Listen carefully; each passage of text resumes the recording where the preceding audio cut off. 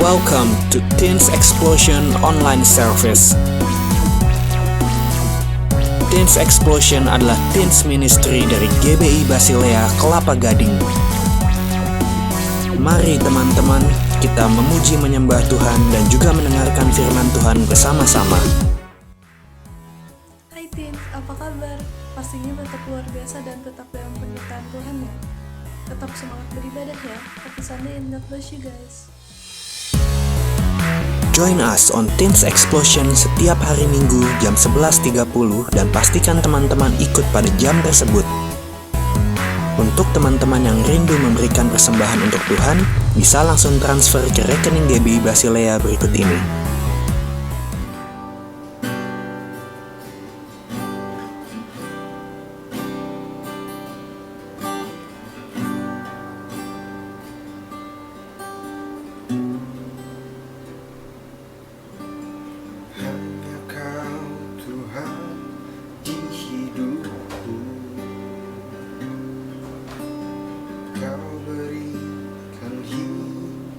Yang baru, darahmu menyucikan, pulihkan hatiku. Ku nyatakan kaulah segalanya.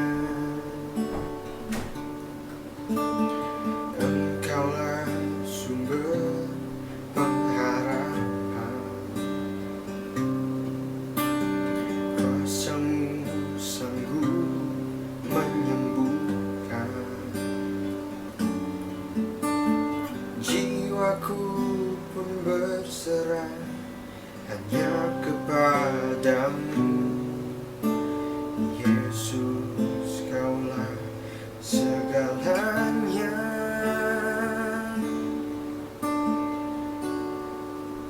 Karena salibmu ku hidup, karena salibmu ku menang. Engkau yang berkuasa, sanggup untuk melakukan mujizatmu di hidupku.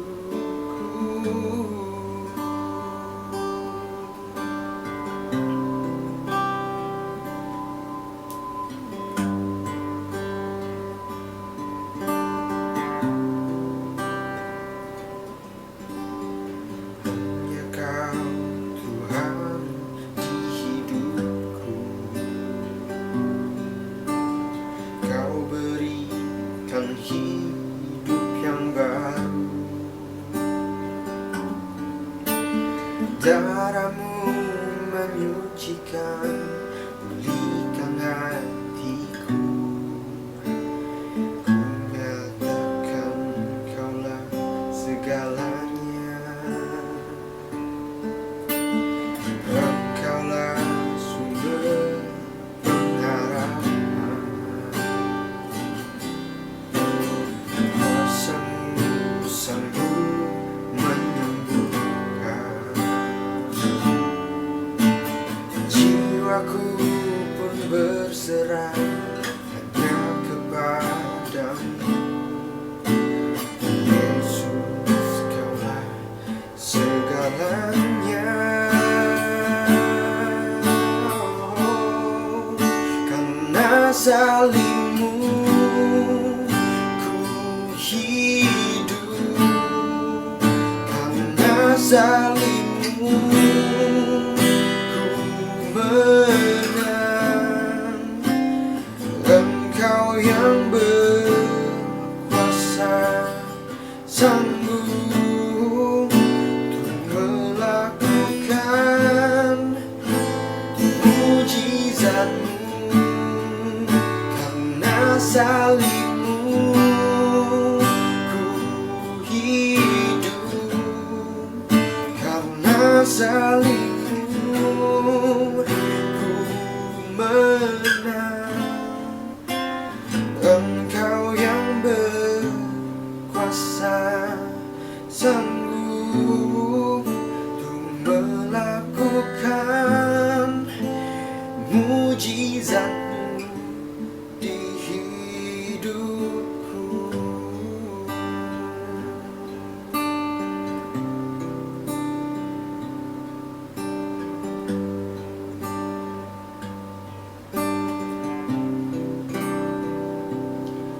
Karena salib-Mu ku hidup, karena salib-Mu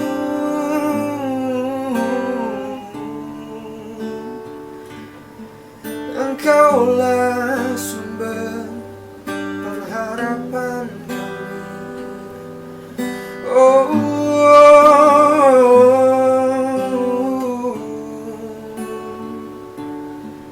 haleluya. Terima kasih Yesus.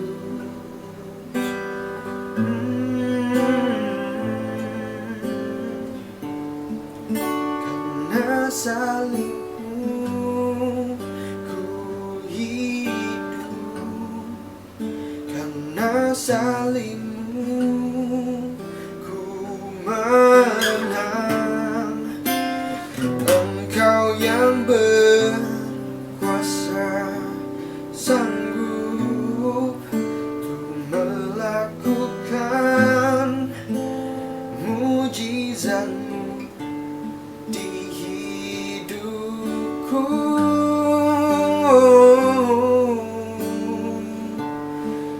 Karena salib-Mu ku hidup, karena salib-Mu ku menang. Engkau yang berkuasa, sanggup melakukan mujizat-Mu di hidupku.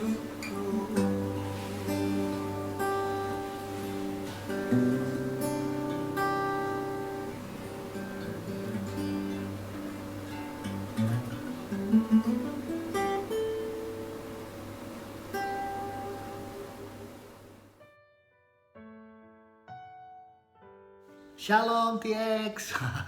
Kembali berjumpa hari ini di minggu yang ketiga dengan tema misi masih yang minggu lalu kita bertumbuh dalam komunitas. Hari ini kita akan bahas tentang bagaimana memperlengkapi keluarga atau lebih berakar di dalam komunitas, yaitu di dalam keluarga kita. Nah, harusnya hari ini dari minggu lalu dan minggu ini tuh ada kakak-kakak yang ada teman Kak Doni dari Jerman yang akan bagikan setiap berkat firman Tuhan, dan juga harusnya ada Kak Afranita, tetapi beliau teman-teman Kak Doni baru berhalangan mendadak. Memang ada yang tiba-tiba sakit, ada yang tiba-tiba harus mengerjakan keperluan yang penting sekali khusus untuk orang tua yang sedang sakit. Nah, sebab itu Kak Doni akan kembali hari ini menggantikan dan akan sama-sama belajar kita bertumbuh di dalam firman Tuhan. Mari kita berdoa sebelum dengar firman Tuhan. Terima kasih Tuhan, kami berdoa untuk hari ini biarlah firman Tuhan boleh menjadi berakar dan bertumbuh di dalam hidup kami. Dan bila Engkau yang mengurapi kami, memimpin kami di dalam nama Yesus, kami siapkan hati kami untuk menyambut firman-Mu dalam nama Yesus. Haleluya, amin. Baik, nah pertama-tama yang Kak Doni mau ingetin adalah kita perlu bertumbuh, penting itu ya. Setiap kita sudah berakar dan kita bertumbuh di dalam komunitas. Minggu lalu kita kan udah ngomongin itu. Nah, kenapa semuanya ini? Karena kita mau diperlengkapi di dalam sebuah keluarga. Karena keluarga adalah institusi yang paling kecil tetapi paling berarti di dalam pertumbuhan iman kita, di dalam melakukan sebuah pemberitaan tentang perbuatan besar Tuhan. Karena di dalam keluarga ini kita boleh mengerti, kita boleh belajar yang namanya modal. Ada modal dari kehidupan keluarga kita yang di dalamnya modalnya mereka punya kepercayaan iman kepada Yesus. Ini modal yang paling tepat, yang paling luar biasa. Dan ada model kehidupan dari keluarga kita. Dan kita satu sama lain bisa saling memperlengkapi dan saling mengerjakan yang terbaik. Karena memang di dalam sebuah misi Tuhan mau kita satu sama lain saling melayani, saling mengisi, saling membagi. dan itu kehendak Tuhan buat kita. Nah, hari ini kita mau belajar lagi, dan khususnya anak-anak muda nih, remaja muda. Kita tahu bahwa banyak anak-anak muda hari ini nggak mau dan nggak relevan kalau dibilang gue harus ada di dalam komunitas rohani, gue harus bertumbuh di dalam komunitas gereja, gue harus bertumbuh di dalam komunitas orang-orang percaya yang kerjaannya cuma doa, Zoom, dengerin firman Tuhan, terus doa lagi. Wah, gitu-gitu aja, kayaknya nggak relevan dengan yang saat ini. Karena hari-hari ini yang asik itu ada ngumpul, nongkrong segala macam. Bahkan ada yang suka naik motor, bawaan motornya pakai, ada geng-geng motor, lalu mereka suka dengan balap liar dan segala macam. Ada berapa lain yang sukanya dengan segala berbau-berbau Korea dan akhirnya berkumpul dalam komunitas pecinta Korea. Iya, yang mereka suka dengan tarian-tarian girl bandnya. Waduh, susah nyebutinnya. Ada beberapa band-band grup-grup wanita yang sangat digandrungi dan dikagumi. Ini dia, karena yang buat anak-anak muda sekarang ini yang paling relevan. Dan belum lagi boybandnya yang ganteng-ganteng dan lucu-lucu gitu ya, kata teman-teman anak-anak muda sekarang. Nah, ini dia. Sedangkan untuk komunitas yang bertumbuh di dalam iman, yang berakar di dalam komunitas, dalam keluarga, ini nggak relevan hari-hari buat mereka. Kenapa? Apaan sih gitu? Sekarang ngapain sih ngurusin gini-ginian? Apa juga sih mama, apa juga papa gitu, kok mesti kita ke gereja, ngapain sih? Dan juga ada anak-anak yang nggak musik dengan apa sih ibadah, apa sih, ini dia. Nah, kenapa teman-teman? Ini dia sebabnya anak-anak muda yang kadang-kadang yang punya pemikiran sekarang ini belum memiliki pemahaman tentang hal yang benar dan jelas tentang kehidupan mereka di dalam sebuah komunitas, tentang komunitas yang sangat-sangat perlu dalam hidup mereka, yang penting. Nah, ini kita bisa paham sekarang dan bisa pelajari bahwa ada banyak alasan kenapa sih orang-orang atau seseorang itu perlu untuk berada dan bertumbuh di dalam sebuah komunitas rohani dan di dalam keluarga khususnya. Karena ada beberapa hal yang menjadikan mengapa sebuah komunitas itu, mengapa sebuah kumpulan diperlengkapi dalam keluarga itu sangat penting bagi orang-orang percaya. Kenapa? Kita tahu ada banyak anak-anak sekarang, anak-anak muda yang memberontak, yang kita tahu mereka saat-saat ini, baru kemarin kita baca di berita, dibuka sekolah dengan segala macam persiapan yang sangat-sangat ketat karena udah lama nggak onsite. Pas masuk onsite tiba-tiba terjadilah tawuran. Wah, ini dia anak-anak muda sekarang. Dan apalagi ada banyak anak-anak muda yang lain terikat dengan narkoba. Dan mereka terikat dengan narkoba yang luar biasa menghancurkan hidupnya. Kita tahu banyak orang-orang yang menjadi panutan di dalam dunia entertainment, menjadi kayak follower-followernya banyak sekali. Tetapi ketika disadari kehidupan mereka yang penuh dengan segala hal yang kelihatannya pintar, pemahamannya luar biasa, pengetahuannya oke, tapi nggak taunya dia terikat narkoba. Ada banyak hal. Kenapa? Karena ternyata didapati mereka anak-anak muda ini kurang paham dan tidak mengerti jelas kenapa penting tuh bertumbuh di dalam sebuah komunitas rohani atau dalam keluarga diperlengkapi khusus. Ya, jadi nggak ada kata terlambat sekarang buat teman-temannya. Kita tahu kenapa pentingnya. Karena yang pertama, karena menjelang kedatangan Kristus kedua kali, Yesus sudah gak lama lagi datang. Kita tahu itu. Kita harus makin giat beribadah. Ini penting. Bayangin dengan sebuah virus yang namanya virus corona, manusia tidak berkutik, tidak bisa berbuat apa-apa. Hampir 2 tahun ini terbelenggu dengan segala hal-hal yang tidak bisa kita lakukan pada biasanya, pada umumnya, pada waktu-waktu sebelum. Tentang virus corona, begitu lemahnya manusia. Ada lagi virus yang kita tahu bahwa kemarin ini kita belajar dari sebuah berita, dan namanya virus septis. Yang orang kelihatannya dia suka workout, kesehatannya bagus, bugar, segala macam. Tiba-tiba hari yang besoknya habis drop kritis di rumah sakit. Karena ada sebuah virus yang diketahui namanya virus septis. Wow, Ini nggak bisa membuat kita bangga bahwa wah lu manusia pintar segala macam. Tetapi dengan virus saja kita nggak bisa ngapa-ngapain. Begitu lemahnya kita. Apalagi kita tahu saat ini waktu-waktu terakhir di mana zaman ini kita tahu kita mendekati kedatangan Kristus kedua kali. Kelaparan, peperangan kita dengar segala macam. Akhir-akhir ini dengan sakit penyakit kita tahu kita sedang mengalaminya. Tidak sedikit teman-teman kita yang berpulang, yang kita tidak tahu mereka dalam kondisi sehat, tiba-tiba mereka meninggal. Dan ini yang kita tahu hari-hari ini, bahwa manusia ini gak bisa apa-apa, lemah. Tetapi kalau dengan Tuhan, kita boleh percaya bahwa ada hal yang terbaik yang Tuhan siapkan dalam hidup kita, supaya kita menceritakan perbuatan-perbuatan yang besar dalam kehidupan kita, yaitu perbuatan Tuhan. Amin. Dan Tuhan mau kita terus makin giat beribadah. Kenapa teman-teman? Dalam Ibrani pasal 10 ayat 25. Demikian firman Tuhan. Dikatakan bahwa kita tidak boleh menjauhi pertemuan-pertemuan ibadah yang telah dibiasakan atau menjadi kebiasaan bagi orang lain. Malah menjelang kedatangan Tuhan kita harus semakin giat melakukan pertemuan-pertemuan ibadah kita. Ya. Nah, itu sebabnya kita perlu giat beribadah. Karena di dalam kebiasaan kita hari-hari ini untuk selalu tekun dan giat beribadah, itu membuat kita setia dan senantiasa kita hadir dan ikut serta dalam pertemuan-pertemuan ibadah. Dan kita juga memberi diri serta hati kita untuk melayani dengan senantiasa kita hadir di dalam pertemuan-pertemuan FC dan segala macamnya.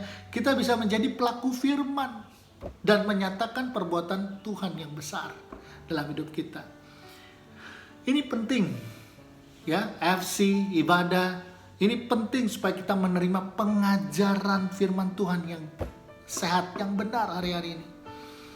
Dan kita tahu banyak hal yang membawa orang-orang di luar sana pengetahuan-pengetahuan akan firman Tuhan yang kurang sehat.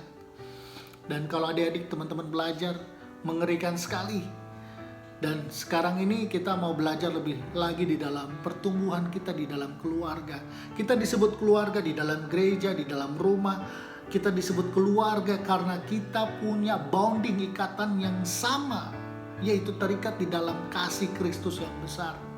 Dan sebab itu teman-teman, mari dengan kedatangan Kristus yang kedua kali sudah semakin dekat, kita tetap giat beribadah.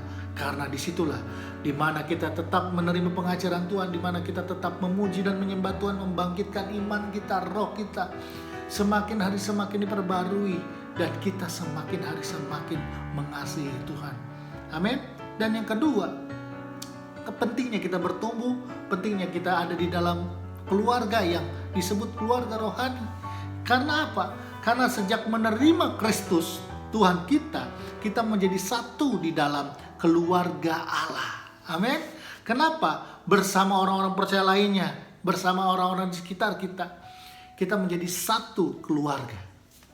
Dan teman-teman, dalam Efesus 2:19 minggu lalu Kak Don sudah sampaikan bahwa demikianlah kamu bukan lagi orang asing. Nah, dan pendatang, melainkan kawan sewarga dari orang-orang kudus dan anggota keluarga-keluarga Allah. Betul.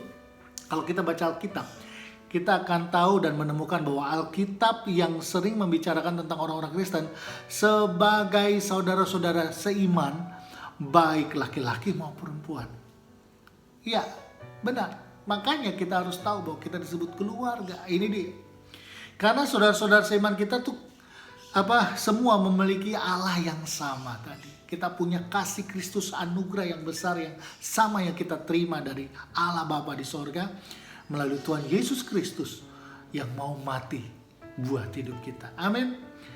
Dan hidup bersekutu itu artinya kita bersama-sama mempraktekkan firman Tuhan secara aktif, bukan cuma dengar tahu ya udahlah ya oke ya, tapi kita aktif praktek melakukan kepada saudara-saudara seiman yang lain, jadi sparring partner kalau kita tahu.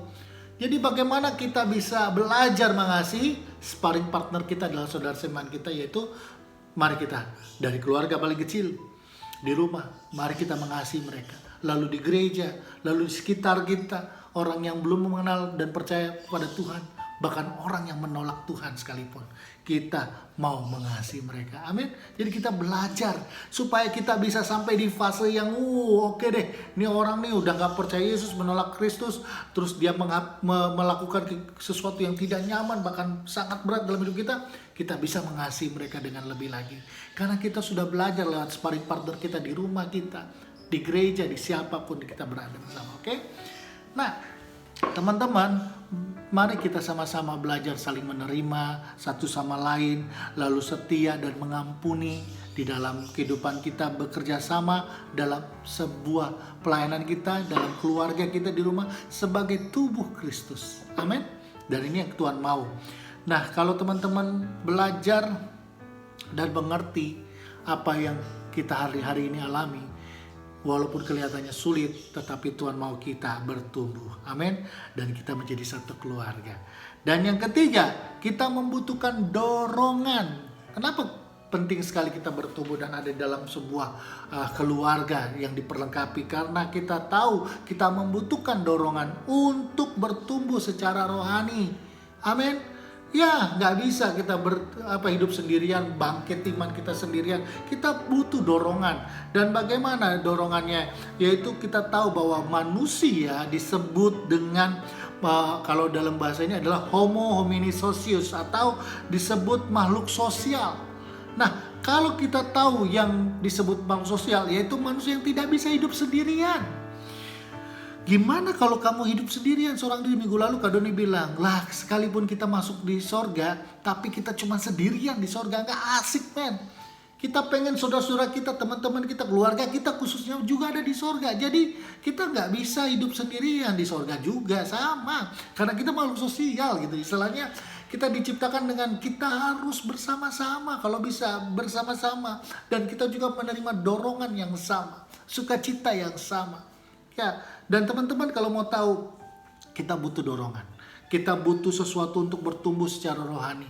Dan itu bisa kita terima dan dapat nggak lewat jalan kita sendiri. Mau sebisanya kita sendiri, maunya kita sendiri. Nggak, kita butuh dorongan. Ibrani 10 ayat 24. Demikian firman Tuhan menuliskan. Dan marilah kita saling memperhatikan supaya kita saling mendorong dalam kasih dan dalam pekerjaan baik. Yes.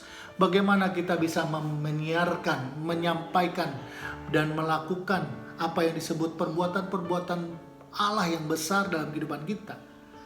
Kita perlu didorong, kita perlu menerima dorongan untuk bangkit. Amin. Itulah kita. Karena perlu kita ketahui bahwa dorongan bagi kita untuk bertumbuh secara rohani ini sangat penting dan hanya dapat kita peroleh lewat persekutuan di dalam kelompok yang paling kecil, dimulai dari keluarga, di dalam kelompok sel FC ini. Dorongan. Kalau kita belum dapat di rumah misalnya karena orang tua kita sibuk, orang tua kita terlalu berat beban mereka, kita bisa terima di dalam kelompok paling kecil, yaitu di FC, Family Community, di kelompok sel. Dan Tuhan mau kita berbagi di dalam persekutuan ini, menyemangati, saling menyemangati, saling mengisi, saling melengkapi. Amin. Amin. Dan yang terakhir, kenapa kita harus bertumbuh di dalam komunitas dan diperlengkapi dalam sebuah keluarga? Karena kita harus diubahkan untuk menjadi serupa dengan Kristus. Ini yang penting.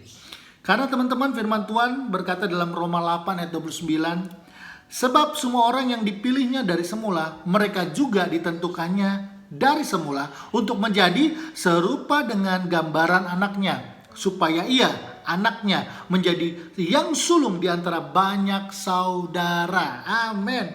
Ketika kita beroleh keselamatan dan tujuan Allah bukan saja sekedar nyelamatin hidup kita nih, ya lu selamat ya, selamat, tetapi kita juga diharapkan memiliki karakter yang sama seperti Kristus. Ya, jadi kita diselamatkan juga kita